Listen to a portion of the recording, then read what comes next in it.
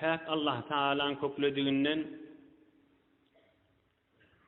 şuun kıyıcıdan meylek te Allah Taala'nın aydan vaktine seli tamam peygamberlerin, tamam evliyaların, ulamaların ve tamam insanların başının tacı olan behter-u mehter server serdar-ı alem rahmeten lil alemin Muhammed Mustafa Muctebel Muhtar sallallahu aleyhi ve sellemin inşallah Allah Teala köklediğinden kamilrek suratında ol serverin, ol başın, ol rahmetin yaşayışından, zindigi namasından hizmetine de yetirir inşallah. İnşallah näçe hefseler vakt çeker, ona göre bir Resulullah sallallahu aleyhi ve sellemin yaşayışını bilmek ehemmiyeti var da bir qisqa üç muhim matlab bilmeli. İnşallah birine vaktimiz alsa da onun hizmetine de yetirmek bir vazife. Resulullah sallallahu aleyhi ve sellemin yaşayışını bilmekte, zindigi namasını bilmekte, Resulullah sallallahu aleyhi ve sellemin öz başına düşen yağdaylarda bir muhim himmemizin bir hükmen bilmeli de atlamaz var. Deslapsa ey mümin Müslüman doğalla, ey cevan doğasla, ey imanlı doğalla, aziz pek dinimizde imani atla, inanmalı atla açık näme digini pek dinimiz aytiye. Bula bir. İkinci amali zatla, edmeli işle. Bedenin menen, malın menen, vücudun menen etmeli işle ve onunla açık aydıp veriyor din. Üçüncüsü ahlaki zatla. Onunla dinimiz açık aytiye. Gümmer yanmar bolsa olamal, bolmasa olmalı vurun yok.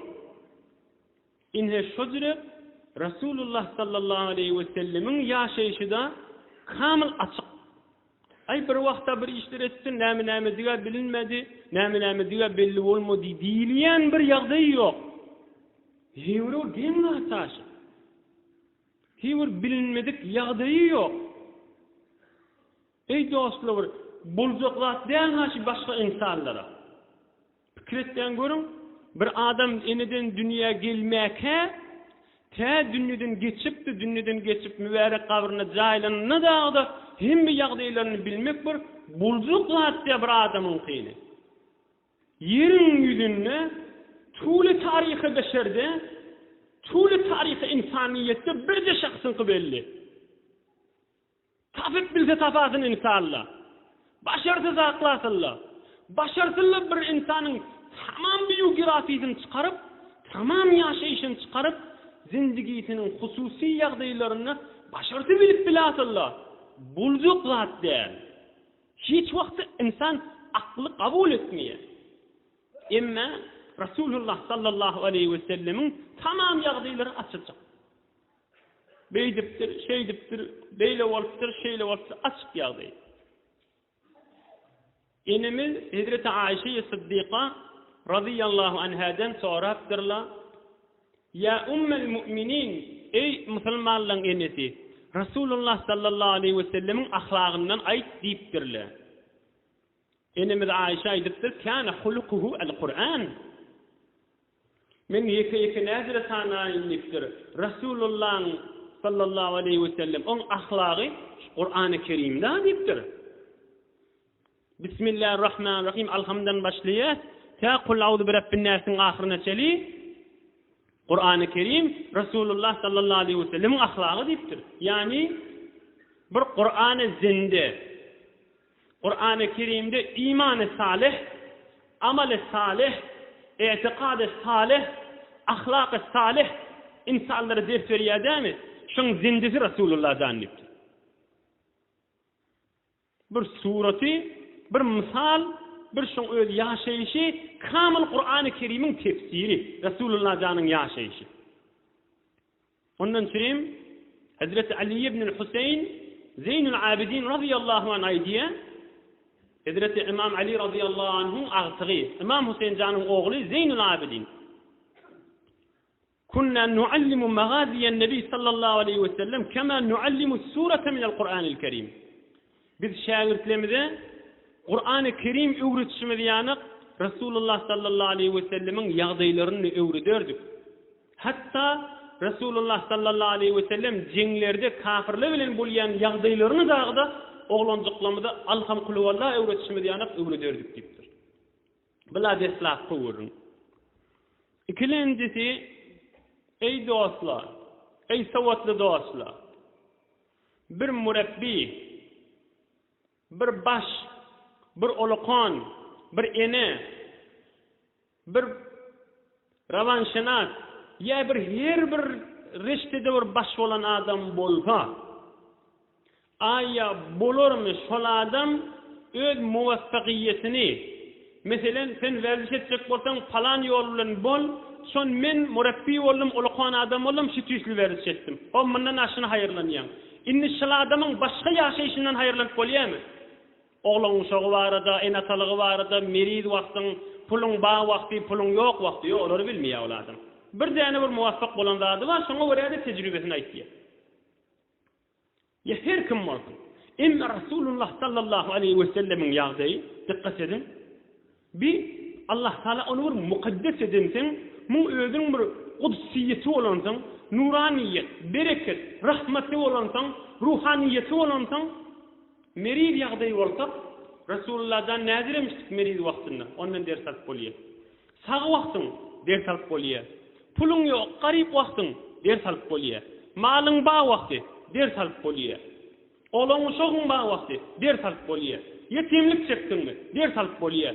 Uluqon baş boldyňmy? Ders alyp bolýar. Öýüňe ýetimi? Ders alyp bolýar. Şäheriňe ýetimi? Ders alyp bolýar. Keşweriňe ýetimi? Ders alyp bolýar. Dünýä boýunça padşahmyň? Ders alyp bolýar. Üstünden bir gözlep duranma, şagirdmiň, ders alyp bolýar. Ustadmyň, ders alyp bolýar. Ahunmyň, ders alyp bolýar. Muallimyň, Resulullah'dan ders alyp bolýar. Her bir ýagdaý bolsun. İnşallah öwde ýaşaýyşdy görersiňiz. Her bir ýagdaý bar bolsa insanyna Resulullah'dan hut şu ýagdaý geçiripdir. Aýmene oğlan uşagyň barmy? Resulullah'da bar. Çagyzygyň aýyrlymy? Resulullah'da aýyrlypdyr. Qyýdyň mı? Hawa oğlan uşagy bolmadymy? Ýok, Resulullah'da bolmandyr. Qyýdyň mı? Hawa oğlan uşagy barmy? Resulullah'da bar. Her bir ýagdaý bolasyn. Aya bir insanda bir takılacak zatmış. Hi bir kelle sığyan zatmış. Kelle sığmıyor. Min Allah Teala rahmetul lil alamin diye verdir. Tamam bereket diye verdir. Ulgu diye verdir. Ondan çürüm Allah Teala kudret kelamına diye laqad kana lakum fi rasulillahi uswatun hasana. Men Resulullah'ın musulmanlara ulgu koydum dipdir. Ulgu olacak bolsa hem ýagdaý ba bolmaly bolýar. Bir de Resulullah sallallahu aleyhi ve sellemin bitir bir gen bir özünün bir mucize ýagdaýy. Ondan çürüm olurlykan eşdiýänsiňiz. Aýa Resulullah sallallahu aleyhi ve sellem şeýle aziz de bolsa, şeýle bir bereketli adam da bolsa, hi eşitdiňizmi? Ýaşaýyşynda Jibril ferişten ganatyna ýapşyp uçup ketip beremişdik diýip eşitdiňizmi? Eşitdiňizmi? Ya Mekke-i Mükerreme'den Medine-i Münevvere'ye gidenne Jibril ferişten ganatyna ýapşyp bat Medine'ye barıp gonyp durmy. Eden nädir? Şun insanlyň ýaşaýyşy ýalydyr. İnsanlyň gynçylyk çekýän wagtynda o da çekipdir. İnsanlyň horluk ýagdaýynda o da çekipdir. Narahaty wagty gözlerinden ýaş akdyrypdyr. Hoş wagtynda gülüpdir. Hemme ýagdaýlar şun insanlara ders bolsun, we şun insanlara ulgu bolsun diýip Allah Taala on köplerçe ýagdaýlaryny zol uçup beren, zol bir aňyrda bäde gonyp beren ojrap etmeli. Resulullah'dan ýaşaýyşyny atdy insanlyň ýaşaýyşy alyp geçiripdir. Elbetde ýaşaýyşyna mucizekan, kerametlikan, bereketlikan oňa gurrun ýok. Ýöne derkul ýaşaýyşyn Allah Taala atdy bir insanyň ýaşaýyşy alypdyr. Täinki bir insanlara ders bolar ýa. Indi bir de Resulullah sallallahu aleyhi ve sellemin ikilenji bir ýagdaýyndan bilmeli lazımyz. Ondan çürüm ulamalar diýe bir adam ulamalyň muhur was aýdanladyşy. Bir adam kafir bolsa Resulullah sallallahu aleyhi ve sellemin zindigi namasyny ýaşaýyşyny başyndan aýak okuysa Eger aklı var olsa Müslüman bolar dipdirler. Okuyayım men. Siratun Nebi sallallahu aleyhi ve sellem تقتضي تصديق ثبوت نبوته وكونه خاتم الرسل ضرورة وتشهد بأنه رسول الله حقا. Eger Resulullah sallallahu aleyhi ve sellem'in yaşayışını bir adam insaf bilen okuysa kat'en ey Huday bir alem cihanın rahmeti olmalı. Bir Hatemun Nebiyyin sallallahu aleyhi ve sellem bolmalı deyip boyun vermesi çaresi yok. Hükmen Müslüman olmalı olar.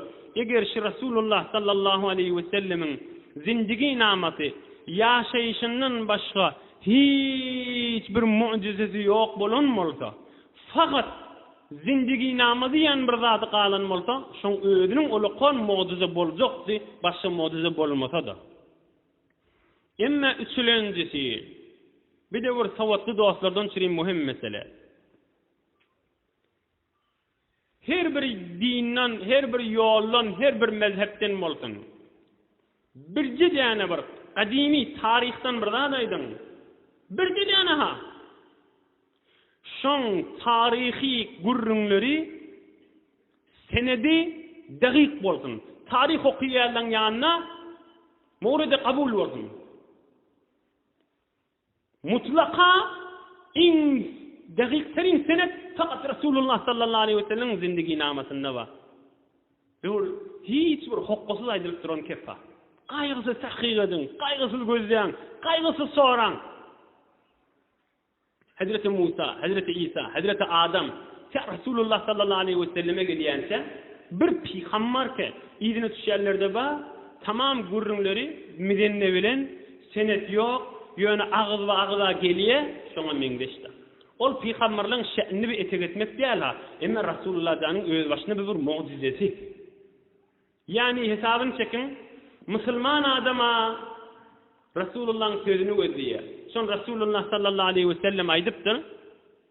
Men kezebe aleyye muteammiden felyetebevve maq'adehu minen nar. Resulullah sallallahu aleyhi ve sellem aydıptır. Her kim men aytmadıkladyma aytdy diýse, her kim men etmediği işimi etdi diýse, her kim menne ýok ýagdaýy maňa ýapsa, mena jaýym cehennem dip teýýarlanyversin dipdir. Müslümanlyğa ýyny eri Resulullah sallallahu aleyhi ve sellemin aytmadıklaryny aytdy diýmäge, onuň zabanan lal dipdir on adamlar. Resulullah sallallahu aleyhi ve sellemi öwjek bolup, öwünden ýerinden yalandan gurrun ýaplamana, ol bir nämeler haram bar. Mutlaka haram. Resulullah sallallahu aleyhi ve sellemi senetsiz beýdipdir, şeydipdir, öwjek bolup, beýdipdir, şeydipdir diýip öwjek bolup gurrun goşmak aziz dinimizde tamam ulamaların hükmü haramdır. Çünkü dini İslam'ı özünden koştuğu oluyor. Resulullah'ın zindigisini özünden koştuğu oluyor. Biz Resulullah sallallahu aleyhi ve sellem'in şeyinle aydılacak kurunlarında inşallah biz de kıyamet yakamı yadımıza salıp hiç vakit Resulullah sallallahu aleyhi ve sellemi yalandan evcek bolup evinin yüzünden yağ vurup bekleyip onu ovadolacak bolup inşallah emin olup senetli vurunları hıtmatını yetirer. Üstüne evini de koşamak inşallah hiç bir vurunu. Bütün Müslümanların hemmesini bu arada korkular üstüne koşmaz. Emme kafirlan yağdayı. Koykulanasın ahir kuvurun şişi vardı. O hem siratın gurruna geyreyli. Kafirla savaplı hilleri bütün bilyeli. Çünkü ilmi tarih var. İlmi tarih bir senedi kabul ettiği. Misalına edip vereyim. Resulullah sallallahu aleyhi ve sellem bir üç tane misal. Qari Hira gityenmiştik. 10 günden 15 günden öwürlük gelýänmişdik. Basavat kafirler yok baba yalan diýmeýärler. Näme diýärler? Bu gurrun çyn emme onu bir ýorýarlar, täwil etýärler. Özü bir yalandan bir zat. Meselen kafirler aýtýan zat için auzubillah.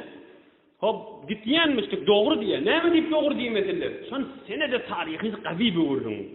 Emme onu diýärler. Nauzubillah. O Muhammed bir asabi adammışdyk. O vardı düzemýänmişdik, halvet etýänmişdik, gitýänmişdik, Qari Hirada ýatýanmışdyk da diýip kafirler aýtýan tepmiş. Bu yüzden yani şu kadar bizim senedimiz gawy yok baba, yalan, o jere dağı etýänmişdik diýip başarmaýarlar. Näme diýip senet gawy. Ilmi tarih red edip bilenak. Biz bir adam yo bir zatly yalan diýse, qat'an şoň ýa sawady ýokdur ýa akly ýokdur. Şoň kafirler kabul edýär bunu, basawada adamlar. Yönü meselen yoruyalar. Ya meselen Cibril ferişte Resulullah sallallahu aleyhi ve sellem geliyor. Kur'an-ı Kerim aydiye kafirlerin katlen kabul ediyorlar. Boluptur diye. Yönü hakikati yok. Resul Muhammed hiyali oluptur diyorlar. Hiyalati oluptur diyorlar. Gözüne bir zat görünüptür, o ham gelip ova aydıptır diyorlar. Yine o kafirlerin içi yoruşu. Yo yalan demeyeler. Son bitir senedi gabi. Eğer yalan diyecek bolsalar onu ilmi tarihi etbermeli oluyorlar. Bir de bolcak zatya. Mesela Resulullah sallallahu aleyhi ve sellem aydiyorlar. Yo hiyalati oluptur diyorlar. Onu yorup bilen akla. Ya bir çoğur insafırlar keplemiyor. Bir çoğurlarda Müslüman olupturlar. Bir çoğurlarda puştatları şeylekliğin yorupturlar. Yalan mesele biyavrayçılık. O ham yönü ondan beter biyavrayçılık yorupturlar. Ve her hal sihhati senede tarihi Resulullah sallallahu aleyhi ve sellem dünya boyunca binazir gayrısız hükmedi verilmiş kefte. İnni Resulullah sallallahu aleyhi ve sellemin yaşayışına bir adam qol inşallah hefte eşip dursanız Resulullah'ın yağdaylarını bilirsiniz. Resulullah'a içerisine sahabalara muhabbetiniz artık kıyamet olabilen olmağa sebeptir. İkincisi Resulullah sallallahu aleyhi ve sellem mucizelerini işlersiniz önküden biter imanınıza takviyet. Üçüncüsü Resulullah sallallahu aleyhi ve sellemin kıyınçılıkta sahabaları bilen, şagirdleri bilen, içerisi bilen horçılıkta bolyan yağdaylarını önküden biter imanımızda kaimdir. Biz de kıyınçılıkta şüzüre olmalı deyip dersalar. Resulullah sallallahu aleyhi ve sellem şagirdleri bilen, sahabaları bilen, içerileri bilen birini aňyrda bir muhabbet, aňyrda bir taawun, aňyrda bir arkalaşýanmyşlykle onu bilip muhabbetimizi artmaga sebep bolar. Ve bil ahire özümüz bilip içeriğimizde, dostluğumuzda da bir Resulullah sallallahu aleyhi ve sellemin sirati, zindigi, namat yaşayışını ayırıp, ola da Resulullah'ın muhabbetini tapmağına sebep bolar inşallah.